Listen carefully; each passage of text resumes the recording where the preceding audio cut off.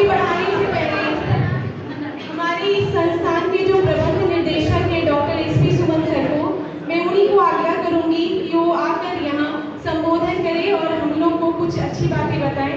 Sir कृपया।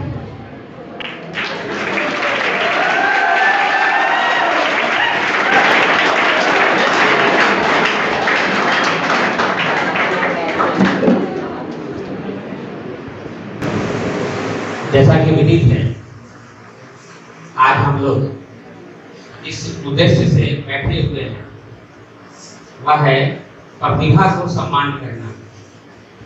आज के इस कार्यक्रम का नाम रखा गया है प्रतिभा सम्मान समारोह।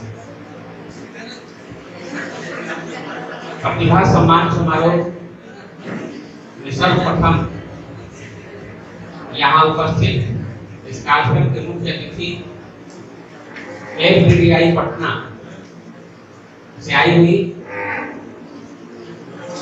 रूपा श्री जी को, शैलेश जी को, इस संस्थान के सभी सम्मानित शिक्षकगणों को अभिनंदन करता हूं।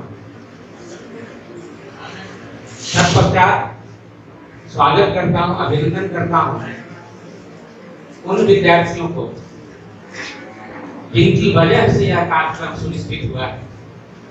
अगर आप हेतु नहीं बनते, इसका कारण नहीं बनते, यह कार्यक्रम आयोजित नहीं होता। निश्चित रूप से जो आपके बीच से तालियां आ रही थी, जैसा कि रचना बताई, यह उत्साह की तालियां, और जब बच्चे उत्साहित हो जाते हैं तो फिर बहुत कुछ भूल जाते हैं। मैंने कहा कि आप बच्चे हैं, बच्चे उत्साहित हो जाते हैं तो बहुत कुछ भूल जाते हैं, लेकिन आप अब बच्चे नहीं रहे, बड़े हो गए। इस बात का भी ख्याल आपको रखना चाहिए। निश्चित रूप से आज का जो यह कार्यक्रम है वह सबके लिए कुछ सोचने का, कुछ डिसीजन लेने का अवसर। आज के इस कार्यक्रम में आपके अंदर की जो प्रतिभा है, उस प्रतिभा को निखारने और तराशने निश्चित रूप से शिक्षकों का बहुत बड़ा योगदान है। आज जिस प्रतिभा का प्रदर्शन हुआ है, उस प्रतिभा के प्रदर्शन में छुपा हुआ है हमारे शिक्षकों की प्रतिभा भी, छुपा हुआ है उनकी प्रतिभा। अगर वे प्रतिभावान नहीं होते, वे आपको बेहतर तरीकों से गाइड नहीं करते, तो फिर आपके अंदर की प्रतिभा बाहर नहीं निकलेगी। और इसके लिए जैसे एक कारीगर एक अनगढ़े लकड़ी को सेक देने के लिए उसका चोट डालता है, उसे काटता है, छांटता है, उस समय लकड़ी को कष्ट होता होगा, लेकिन वही कष्ट करने के बाद जब वो लकड़ी का एक अच्छा सेक तैयार हो जाता है तो उसका मूल्य बढ़ जाता है। निश्चित रूप से जिन विद्यार्थियों ने अपने प्रतिभा का प्रदर्शन किया है, उनका मूल्य कल की तुलना में ज्यादा है। जिन बच्चों का रिजल्ट बेहतर हुआ है, उन बच्चों के गार्जियन जितना कल वैल्यू देते थे, जितना कल सम्मान देते थे, उससे आप ज्यादा दे रहे होंगे। मेरे नजरों में भी जिन विद्यार्थियों को मैं नहीं समझ पाया था, इतना बेहतर कर पाया था, हमें लगा कि मैं वहां गलत था। मेरी नजर में कोई विद्यार्थी बेहतर कर पाएगा। मुझे ये कहने में अतिशयोक्ति नहीं होगी कि जब आज के संस्थान की टॉपर खुशबू कुमारी ने हमसे फोन पे कही कि सर बोर्ड ऑफिस से फोन आया था कि तुम टॉपर में भी टॉपर हो, मैं क्या करूं? तो हमको लगा कि ये झूठ बोल रही है, ये कैसे टॉपर हो सकती है। ये सच 100% सच है कि मुझे नहीं लगा कि उस विद्यार्थी के पास इतनी क्षमता है, लेकिन यह जितनी कॉन्फिडेंस के साथ हमसे बोल रही थी कि नहीं सर आया, मेरे नंबर दो, यहाँ से फोन आया, वो नंबर हमारे पास भी फिर मैंने इसे पूछा कि किस स्कूल से हो, तो अशोक हाई स्कूल का नाम ले। मैंने अशोक हाई स्कूल से संबंधित शिक्षक से बात किया, तो उन्होंने कहा कि रोल नंबर बताइए, उसका नाम बताइए। नाम बताया तो मैंने कहा कि हाँ उसका भी बोर्ड से कॉपी मंगाया गया है। तब मैंने बुलारे से कहा कि जाओ तुम बोर्ड में, जरूरी है जाने। जब ये वहां गई और वहां इसके साथ इंटरव्यू में पूछा गया, इससे मैंने जो जानकारी हायर किया, तो जो सम्मान इसने लिए मेरे पास नहीं था, निश्चित रूप से अब मेरे नजरों में वो एक अच्छा विद्यार्थी साबित हो गई। तो मैंने क्या कहा कि सम्मान बढ़ जाता है क्या करने से, अपने अंदर के प्रतिभा को बाहर निकालने से। आपके से जितने विद्यार्थी होंगे उनको लगा हुआ जो नहीं पहचानते होंगे उसको, जो हमारे यंगर बच्चे हैं, मैंने डिस्प्ले बोर्ड पर वो 5 पोस्ट कर दिया था। सुबह सुबह ही जो मेरी लिस्ट है उसको मैंने पोस्ट कर दिया है। मैंने देखा और उसे निहारते हुए बच्चों को बड़ी सुप्तावस्था देख रहे हैं कि आज का टॉपर कौन है, सब्जेक्ट वाइज टॉपर कौन है। सोचिए जो आपके जूनियर देख रहे हैं, क्लास 12 के स्टूडेंट हैं, उनकी नजरों में उन विद्यार्थियों का जिन्होंने अपने मेहनत का प्रदर्शन किया है, सम्मान नहीं बढ़ेगा और निश्चित रूप से बढ़ेगा। तो नजरिया बदलता है आपके प्रति लोगों का, और उसको बदलवाने में आपका मेहनत ही रंग लाएगा। इसलिए मैं चाहता हूँ कि जो बच्चे आज सम्मानित हो रहे हैं वे मेहनत तो करें और भी ज्यादा, ताकि हर जगह यह बात आ रही है बाजार में। मैंने देखा है सोशल मीडिया पर भी कि जो बच्चे 80% से ऊपर नंबर लाए हैं, 90% से ऊपर नंबर लाए हैं बोर्ड में, देखते हैं कि आगे क्या करना है। तो आपके लिए चैलेंज रह गया, अगर आप यहाँ 80 और 90% मार्क्स लाते हैं और आगे कुछ नहीं कर पाते हैं, तो फिर आपकी इज्जत प्रभावित होगी और आपको अपने इज्जत का प्रवाह करना है। आपको अभी से और बेहतर जो विद्यार्थी यहाँ भी अध्ययनरत है, क्लास 12 में है, उनको भी मैं कहूँगा कि इसी परिसर में जो विद्यार्थी पढ़ रहे हैं, जो शिक्षक इनको पढ़ाए, जो बेंच ब्लैक बोर्ड जो व्यवस्था इनको मिली, लगभग वही व्यवस्था आपको मिल रहा है। अगर आप उसमें बेहतर नहीं करोगे तो फिर आपकी सम्मान में ही कमी आएगी, और जिस दिन आप सम्मानित हो जाओगे उसमें मैं बार बार कहता हूँ कि हमारा सम्मान आपके सम्मान में नहीं है। जिस दिन रोड पर गुजर रहा है मेरा विद्यार्थी को लोग सम्मानित करेंगे, उस दिन मुझे भी खुशी होगी, मैं अपने आप को सम्मानित महसूस करूंगा। एक शिक्षक होने के नाते मैं कह रहा हूँ कि शिक्षकों का सम्मान तभी बढ़ता है जब उसके विद्यार्थियों के सम्मान बढ़ता है। तो हम सभी चाहते हैं, हमारे सारे शिक्षक, हमारे सारे टीम चाहता है कि हमारे बच्चों को बेहतर सम्मान मिले। उसके लिए हमेशा चिंतन होता है, विचार होता है, क्या किया जाए, कैसे किया जाए, इन बच्चों को कैसे गढ़ा जाए। मेरी अभी तक की जो बात पर आपको विश्वास करा, और जब तक विश्वास नहीं होगी तो फिर कुछ बात नहीं कर पाएगा। इसी क्रम में मेरा एक और प्रयास रहा है, और वह प्रयास यह है कि इंटरमीडिएट तक का ज्ञान दे करके और रिजल्ट दिलवा देना, केवल वही मेरा काम समाप्त नहीं होता है। हम इन विद्यार्थियों को जो आज सम्मानित होने जा रहे हैं, आज के बाद एक भूलना नहीं, मैं भूलना चाहता। आज से 20 साल पहले मैं इस इंस्टीट्यूट का स्टैब्लिश किया था 2002 में, और मैं 20 साल पहले, उस समय व्हाट्सएप का जमाना नहीं, अगर रहा भी होगा तो उतना पॉपुलर नहीं था। व्हाट्सएप ग्रुप में बनाया हूँ NIST @ 2002-2004, NIST @ 2003-2005, और उससे जुड़े हुए विद्यार्थियों को मैं ग्रुप में डालकर रखता हूँ, उनका दूसरे से इंटरेक्शन होता है। और जिस दिन उस सत्र के बच्चे 20 साल पहले के बच्चे मिलते हैं हमसे तो अपनी उपलब्धि बताते हैं, तो मुझे असीम खुशी मिलती है। और वह खुशी आपसे जुड़े जाने का आपका भी ग्रुप मैंने बनाया और उस ग्रुप के माध्यम से आपके हित के लायक जो भी इंफॉर्मेशन मेरे पास रहता है मैं उस ग्रुप में डालता हूं ताकि आपका मान और सम्मान बढ़े,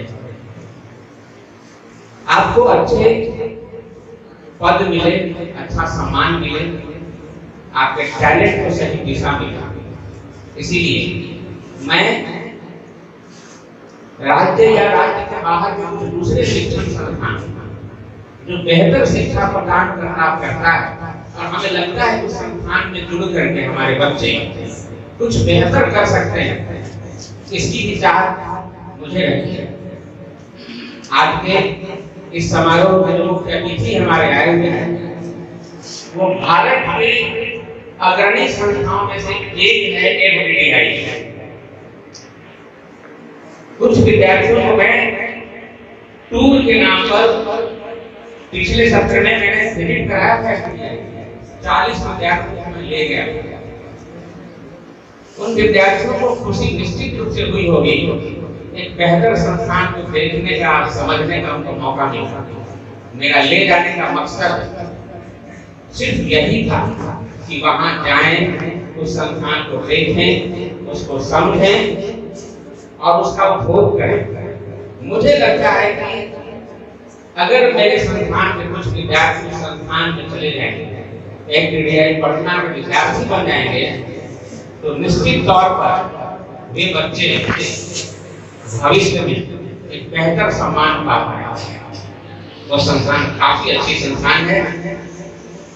हमने संस्थान के प्रबंध निदेशक से यह आग्रह किया है कि हमारे विद्यार्थियों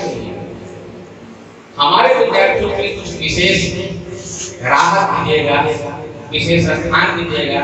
हमें अच्छा लगा है और हम इस बात के लिए खुश हैं कि संस्थान इतनी बड़ी संस्थान के से जुड़े हुए व्यक्ति मेरे फोन पर यहाँ हाजिर हो रहे हैं। मैंने सोचा ये कार्यक्रम मैं करवा रहा हूँ, आज क्या पीछे कौन होंगे। मैंने कल फोन किया हुआ, कल इनसे बात हुई है और देखिए आपके आज तो हमें लगा कि वो संस्थान हमारे विद्यार्थियों को निश्चित रूप से एक तरजीह देने वाले हैं। ऐसे और भी संस्थान जिसका इंफॉर्मेशन मेरे पास रहता है, अगर आप चाहें तो उस इंफॉर्मेशन को आपको उपलब्ध कराया जा सकता है। कार्यक्रम तो आज बहुत छोटा है, लेकिन उसी क्रम में, उसी छोटे कार्यक्रम में जो इस कड़ी में और है, उस कड़ी को बढ़ाने के लिए मैं यह माइक संभाल करके रचना गुप्ता को देता हूँ। रचना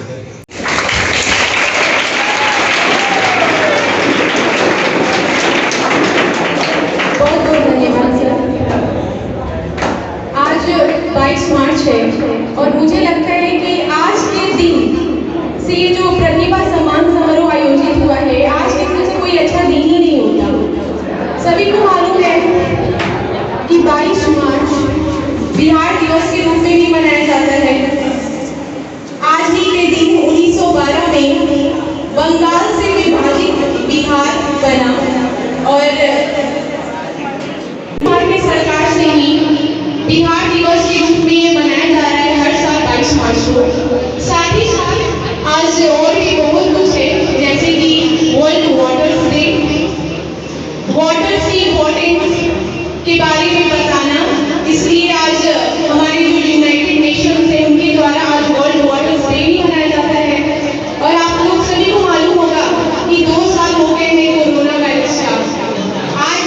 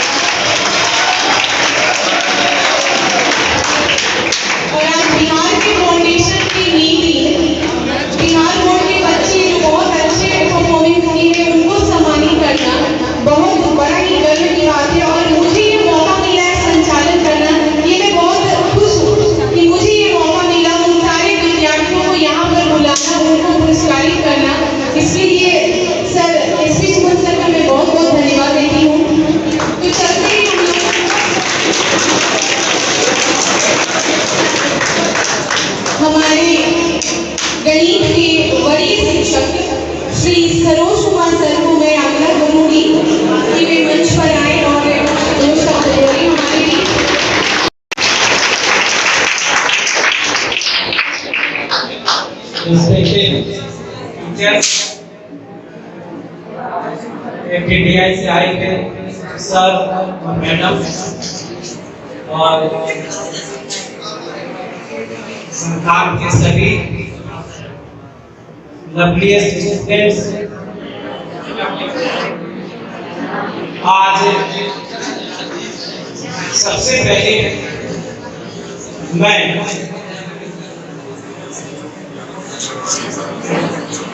इंटरमीडिएट पास सभी स्टूडेंट्स को आभार प्रकट करता हूँ जिन्होंने मुझे सब साथ किया है। इससे पहले जब हम सभी न्यूटन इंस्टीट्यूट के सभी परिवार एकत्रित हुए थे, बहुत ज्यादा दिन नहीं हुआ। मुझे लगता है कि दिसंबर का कोई लास्ट दिन रहा था 31 दिसंबर को जब हम लोग सभी एकत्रित हुए, उस समय भी मुझे कुछ बोलने का मौका मिला था। मेरे बोलने से पहले, मेरे संबोधन से पहले भी बहुत सारे टीचर लोग बोल रहे थे।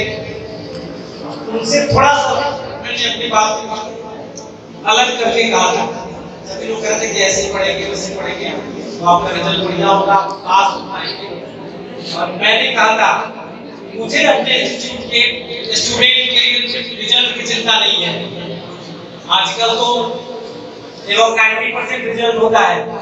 जब बिहार इंटरमीडिएट का रिजल्ट 50% के आसपास हुआ करता था, तब भी हमारे न्यूटन इंस्टीट्यूट के का रिजल्ट करीब 7% हुआ करता है था। पिछले 10-20 सालों से कम 15 साल से मैं और सुमन सर एक ही साथ इसी इंस्टीट्यूट में हैं। और आपको यह बता दूं कि इस इंस्टीट्यूट के अलावा मेरा कोई अन्य इंस्टीट्यूट नहीं है जहां हम कहीं पढ़ाते हैं, तो यहीं पर रहा। और यहाँ का रिजल्ट न्यूटन कोचिंग का चाहे 76% ओवरऑल बिहार का रिजल्ट हो या 50% हो, न्यूटन इंस्टीट्यूट का करीब 100% के आसपास रिजल्ट रहता है। राउंड अबाउट शब्द आप जानते हैं, तो उसका कुछ विशेष नहीं है, मतलब थोड़ा सा इधर या थोड़ा सा आसपास ही होता है। तो मैंने कभी नहीं कहा कि आप यहाँ का रिजल्ट आपका नहीं होगा, मैंने कहा कि मुझे पूरा विश्वास है रिजल्ट होगा। और उसी बात के लिए मैं इन लोगों का आभार प्रकट करता हूँ कि मुझे 100% साबित करने के लिए आपको बहुत बहुत धन्यवाद। साथ ही न्यूटन इंस्टीट्यूट आपको आभार प्रकट करता है, आपको आपके विश्वास के लिए, जो आपने कोरोना के बाद पूरा 6 महीना व्यक्त किया और 31 दिसंबर तक आपने क्लास किया। थोड़ा बहुत आपके मन में डाउट था, जब मैं क्लास टीचर कहा करता था कि आप 50% पढ़कर भी 100% नंबर ला सकते हैं, तो कुछ विद्यार्थियों को आज सर्च भी होता था। मेरे सामने भी बैठ गए, कैसे होगा सर? अब इसमें ही सब मुझे साबित कर दिया। मुझे याद है मैथमेटिक्स में जो मेरा सब्जेक्ट है, 3 डायमेंशनल कोऑर्डिनेट ज्योमेट्री का कोर्स नहीं हुआ। मैंने कहा कि आप इसको छोड़ो, इसके बिना भी हम लोग 100 नंबर ला सकते हैं। सर कैसे आ जाएगा सर? बिल्कुल आ जाएगा। कोरोना के बाद जो एग्जाम में प्रश्न पूछा जा रहा है, तो 50% का आंसर देना है, 100 पूछता है। जैसे मान लो अभी तक जो ट्रेन रहा 10 नंबर पूछता है मैट्रिक्स डिटरमिनेंट से, तो आजकल 20 नंबर पूछा जाएगा। तो डिटरमिनेंट ही हम पढ़ लेंगे तो 20 नंबर ला सकते हैं। और इसी बातों को जिन्होंने भी 31 दिसंबर तक रहा, विद्यार्थी रहे, बार-बार करते मैं कोशिश करता रहा कि इस बात को उनके दिमाग के अंदर समाहित कर दूं। और मुझे खुशी है कि मैं इस बात में सफल हो पाया। रिजल्ट अगर आप देखेंगे अपने इंस्टीट्यूट का, तो कंप्यूटर याद नहीं कितना है, एटलीस्ट 15 स्टूडेंट ऐसे हैं जिनका नंबर 400 के अबव है, 400 से ज्यादा है।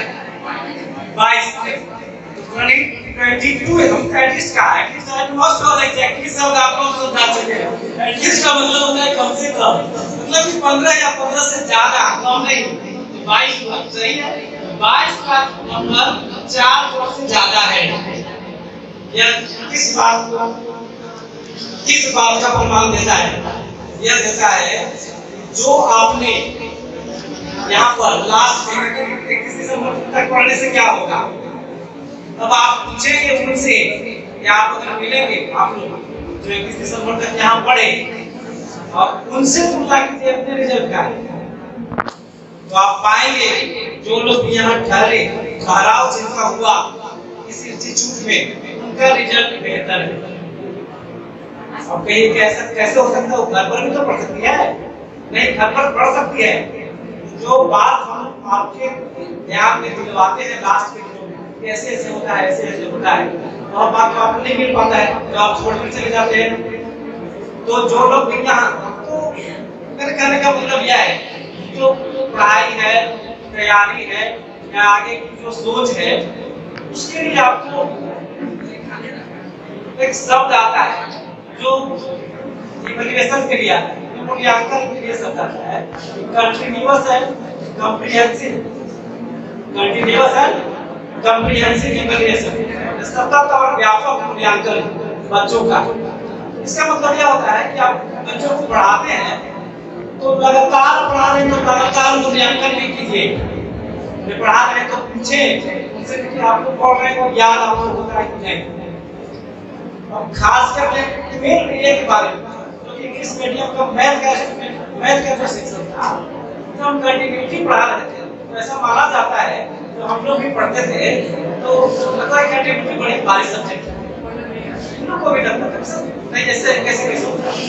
लेकिन जब 3-4 दिन हम पढ़ा चुके और जब सवाल पूछते थे कि बनाओ, उस तरह का सवाल बनाओ, और तब मुझे खुशी हुई कि अगर बच्चे हमारे क्लास में 20 के आसपास थे या 25 बच्चे थे, तो मैं इस बात में सफल हो पाया कि 20 बच्चा कंटिन्यूटी का सवाल बना पाया। उस दिन मुझे रिजल्ट के बारे में पता था कि लोग का रिजल्ट बेहतर है। कहीं पर ऐसा नहीं होता है, किसी क्लास में ऐसा नहीं होता है कि आप 60 बच्चों को पढ़ा रहे हैं 45 किसी सवाल को बना दो।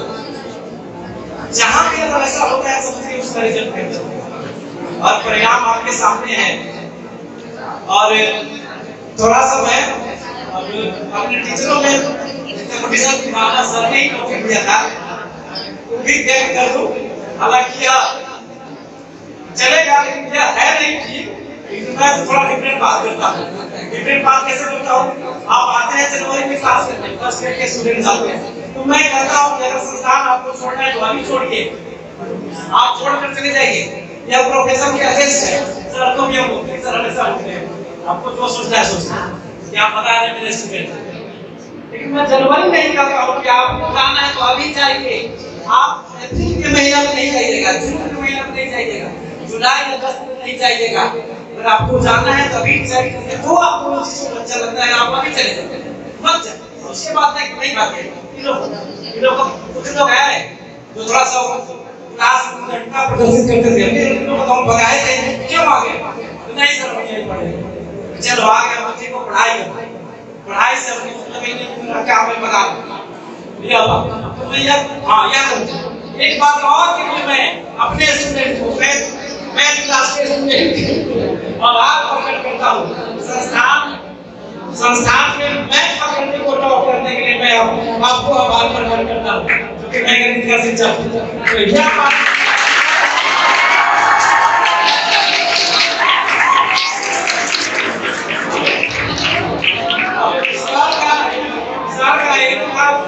चला गया।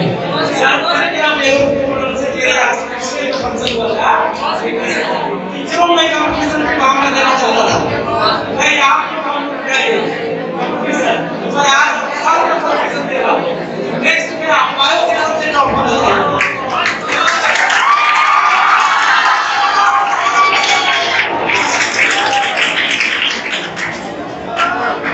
मैं इस टारगेट को सर ने हमको चैलेंज किया है। सर ने हमको चैलेंज किया है कि इस बार मैथमेटिक्स आगे निकल गया है। 100 में 97 मार्क्स मैथमेटिक्स विषय में आया है और ये पूरे विषयों में सबसे आगे है। मैंने पिछले माह में मंथली टेस्ट एग्जामिनेशन का सेमिनार किया था और उसमें कहा था कि मैं अच्छे मार्क्स पर अगर विद्यार्थियों को सम्मानित करता हूँ तो जो शिक्षक अच्छे मार्क्स लाएंगे मैं उन शिक्षकों को भी सम्मानित करूंगा। मैं नहीं कहा था।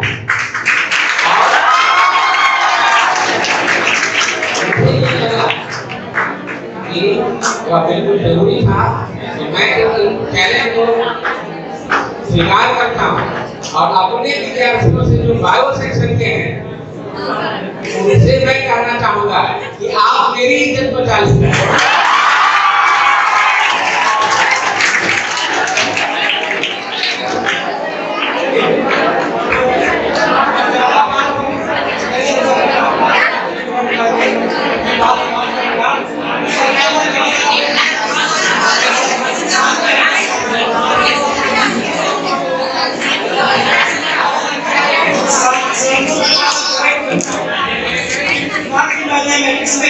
संस्थान का तीनों टॉपर मैथमेटिक्स से है।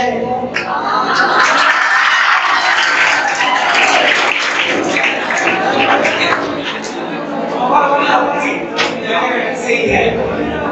तो मेरा कहना है कि दो बात था के बारे में बात को समाप्त करता हूँ। तो तीन शब्द आता है कंटिन्यूअस एंड कॉम्प्रिहेंसिव रेगुलेशन के बारे में लिखा था। मैं आज कर रहा हूँ कि क्या स्टडी को भी लागू होता है।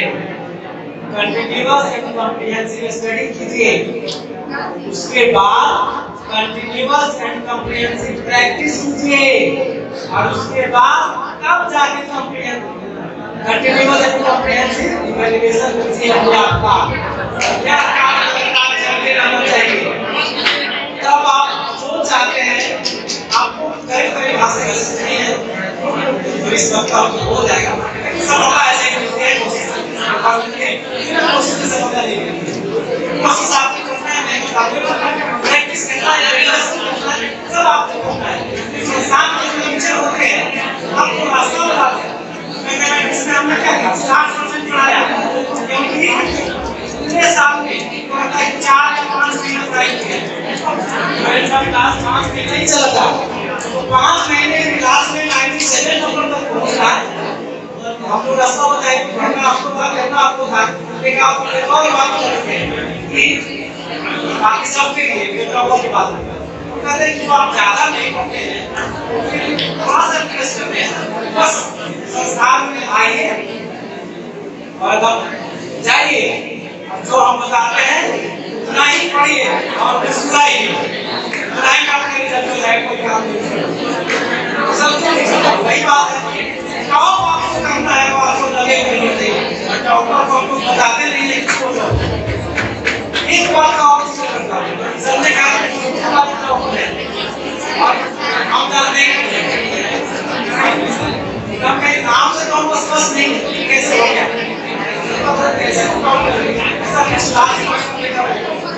ये बताइए कि मैथ में काम रिमाइंड किया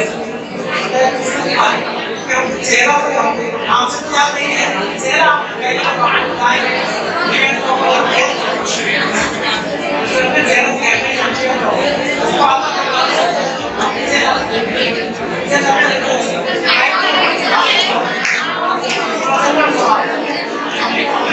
सवाल था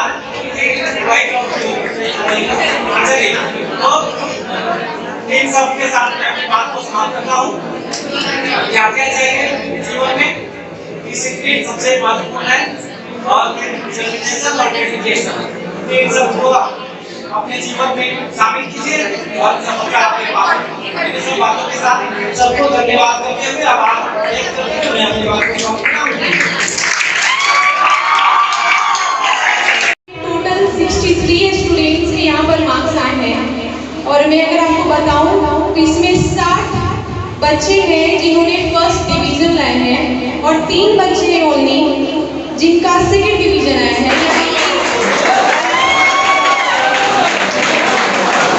यानी इस संस्थान के 95% स्टूडेंट ने फर्स्ट डिवीजन मार्क्स लाए हैं। इसी संस्थान के 22 ऐसे बच्चे हैं जिनके मार्क्स 400 से अबव आया है, 400 से ज़्यादा आया है, उनके लिए भी एक बार जोरदार तालियां। और अभी जैसे सरोज सर बता रहे थे कि जो टॉपर है फर्स्ट, सेकेंड एंड थर्ड, ये मैथ्स के ही बच्चे हैं। और ये मुझे जानकर बहुत खुशी हुई कि मैथ्स में अबव 97 मार्क्स गया है बिहार बोर्ड में, ये मुझे बहुत खुशी हुई। और जो फर्स्ट टॉपर है खुशबू कुमारी, उनका भी 95 मार्क्स आया मैथ्स में, बहुत बहुत बढ़िया मार्क्स आया है। तो चलते हम लोग प्रोग्राम को आगे बढ़ाते हैं और हम बुलाना चाहेंगे हमारे रसायन विज्ञान के वरिष्ठ शिक्षक श्री नवीन कुमार सर और कृपया मंच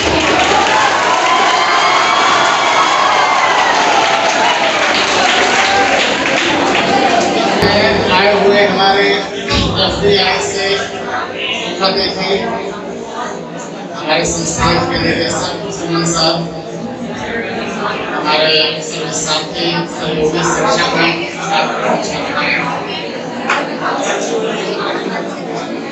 बड़ा ऐतिहासिक क्षण होता है, बहुत ऐतिहासिक क्षण होता है जब ऐसे मौके पर हम लोग मिलते हैं, बैठते हैं और इस तरीके का आयोजन करने का अवसर प्राप्त होता है। ऐसे अवसर का हम लोगों को इंतजार रहता है और ऐसी कामना रखते हैं कि प्रत्येक वर्ष जो कि संस्थान की परंपरा कर रही है, हम लोग फॉर्चुनेटली कर पाते हैं ऐसा। इसके लिए हम आप लोगों को इसके लिए जिम्मेवार ठहराते हैं। हम लोग बस निमित्त मात्र हैं, घंटों के लिए आप लोगों के साथ रहते हैं, बाकी सभी कार्य करते हैं आप लोग अपनी मेहनत के बल पर। बहुत ज्यादा कुछ हम नहीं बोलना चाहेंगे, सरोज साहब सब बिंदुओं पर अपना विचार देने से हैं। हमारा सिर्फ एक ही बात है कहना कि शिक्षा का प्रथम पाठ अनुशासन ही है। इसी अनुशासन के डोर को पकड़कर ही हम आगे बढ़ते हैं और सफलता की ऊंचाइयों तक पहुंचते हैं। एक शिक्षित और अशिक्षित व्यक्तियों के बीच अगर कोई अंतर होता है तो केवल अनुशासन का ही अंतर। शिक्षित व्यक्ति अलग से पहचान लिए जाते हैं और जहाँ शिक्षा का अभाव होता है वहाँ पर बहुत सारी कमियां उनके अंदर परिलक्षित होती हैं। और यह संस्थान अनुशासन के लिए ही जाना जाता है। शुरू से ही अनुशासन प्रधान संस्थान ले रहा है और शायद यही कारण है कि यहाँ पर जितने भी शिक्षक जुड़े हुए हैं उनमें से अधिकांश तो 15 वर्ष से नीचे के हैं ही नहीं। मैं भी यहाँ से लेकर औरंगाबाद तक आज करीब 20 वर्षों से पढ़ा रहा हूँ इंटर के स्टूडेंट को। तो हमने जो अब तक का अनुभव किया है उसमें ये भी देखा, हर एक वर्ष जो बच्चे क्लास में एकाग्र रहे, बातों को उन्होंने सुना, शिक्षक जो पढ़ा रहे हैं उनकी बातों को उन्होंने देखा, सुना, एकाग्रचित होकर क्या नहीं समझ में आ रहा है, संभव है कि उससे बेहतर स्टूडेंट हैं। तो उनका रिजल्ट अच्छा हुआ, वो अच्छे कर गए क्योंकि सारी बातें लिखवाई नहीं जा सकती। सारी बातें तो लिखवाने का मतलब किताब की छपवाई, बहुत बातें भूली जाती। खास करके जो ऑब्जेक्टिव क्वेश्चन होते हैं, तो ऑब्जेक्टिव क्वेश्चन को जो सुनने वाली बात है उससे ही अनुभव होता है और उसका दिमाग कहीं एग्जामिनेशन हॉल में लगता है। अगर किसी ऑब्जेक्टिव में फंस रहे हैं तो थोड़ा सा कॉन्सेंट्रेट किए, बात क्लास का सिचुएशन को याद किए और फिर फाइनल अपना ऑप्शन पर आ जाए। तो आज इस संस्थान का रिजल्ट सातवें आसमान को पहुंचाने वाला है, जहाँ तक हम लोग शिक्षकों के मन मिजाज का बात है।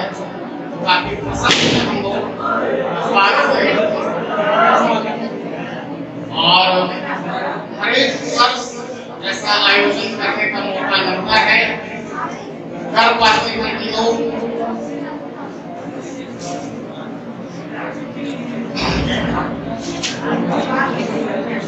अलग अलग सब्जेक्ट के अलग अलग टॉपर्स और जो नंबर का अंतर है वो भी बहुत मार्जिनल अंतर से ये सारे लोग जो नंबर लाए वो काफी ज्यादा हायर मार्क्स आया है इस बार।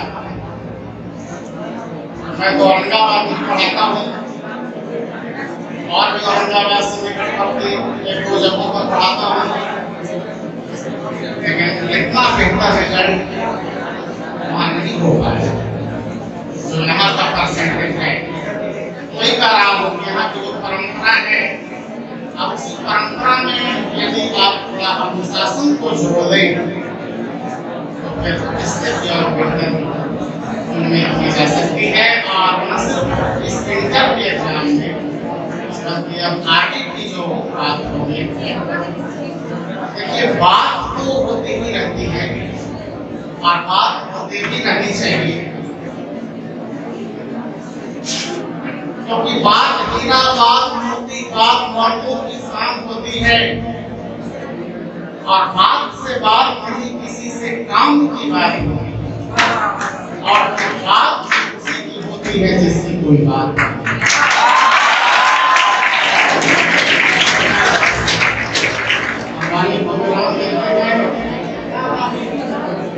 आपसे एक शुभकामना, बहुत अच्छे रिजल्ट के साथ आप लोग प्रस्तुत हुए हैं।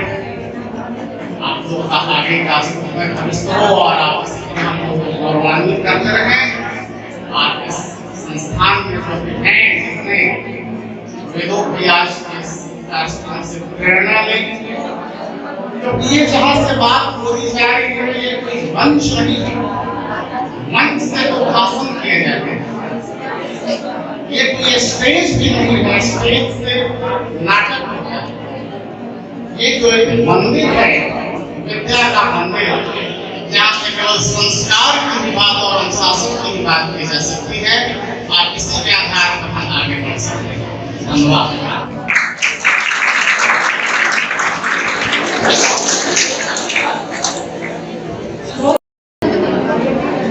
हम लोग प्रोग्राम को आगे बढ़ाएंगे और हमारे जो मुख्य अतिथि हैं रूपा श्री मैम, मैं उन्हीं को बुलाऊंगी कि वो कृपया मंच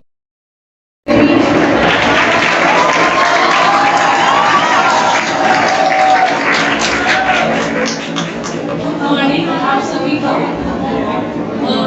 आप लोग में से बहुत सारे लोग मुझे पहचानते होंगे बहुत अच्छे से। हम लोगों का 2-3 बार इंटरेक्शन हो चुका है। एक बार हम लोग यहाँ आए थे, उसके बाद एक बार आप लोग हमारे कॉलेज गए थे। सबसे पहले जिन लोगों ने बहुत अच्छा स्कोर किया है उन सबको मैं थैंक यू और कंग्रेचुलेट करूँगी। बहुत बहुत आपको शुभकामनाएं देती हूँ कि आपने ही धन्यवाद देती हूँ जिन्होंने हमें यहाँ बुलाया और वो बार बार हमें मौका देते हैं कि एवरीडे आप लोगों को गाइड कर सके कि आप आगे अपना फ्यूचर कैसे सेलेक्ट करोगे। सबसे पहले एक बहुत छोटी सी कहानी मैं आप लोगों को बताऊंगी, बहुत छोटी सी कहानी। एवरीडे मैंने 2014 में ज्वाइन किया था, 2014 में, और उसके पहले मैं प्राइवेट जॉब करती थी दिल्ली में। जब मैंने एवरीडे ज्वाइन किया था तो एवरीडे का टोटल ऑल ओवर इंडिया में 12 कैंपस है। तो इसके पहले मैं अभी एवरीडे पटना कैंपस में, इसके पहले मैं एवरीडे रायबरेली कैंपस में थी। वहाँ से मैं ट्रांसफ़र लेकर एवरीडे पटना कैंपस में 2018 में हमारा सबसे पहला जो एडमिशन है, सबसे पहला बैच है वो स्टार्ट हुआ। उसके बाद उस बैच का 2022 में जो साल अभी चल रहा है, मार्च अप्रैल मई जून तक में उनका प्लेसमेंट होना है, उनका एग्ज़ाम होना है फाइनल, क्योंकि 4 इयर्स का कोर्स है हमारा, तो अभी उनका एग्ज़ाम होना है। 2018 में हमारे पास एक स्टूडेंट आई थी जो कि जिसने ओपन स्कूलिंग से, उसने CBSE बोर्ड से 12th दिया था, लेकिन उसको एक सब्जेक्ट में कंपार्टमेंट लगा था, तो उसने ओपन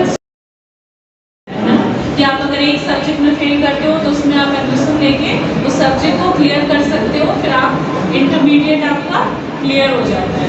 तो स्टूडेंट ने उस लड़की का नाम गीतांजलि है, उसको एक सब्जेक्ट में क्रॉस लगा था, कंपार्टमेंट लगा था, उसने उस सब्जेक्ट को NIOS से देकर और वो फिर हमारे पास आई थी एडमिशन लेने के लिए, और उसने हमारा जो रिटन टेस्ट है वो क्वालिफाई किया हुआ था, लेकिन जो सीट्स थी उसका वेटिंग लिस्ट में नाम था। तो वो वेट करती रही, counselling first second third counselling over हो गया।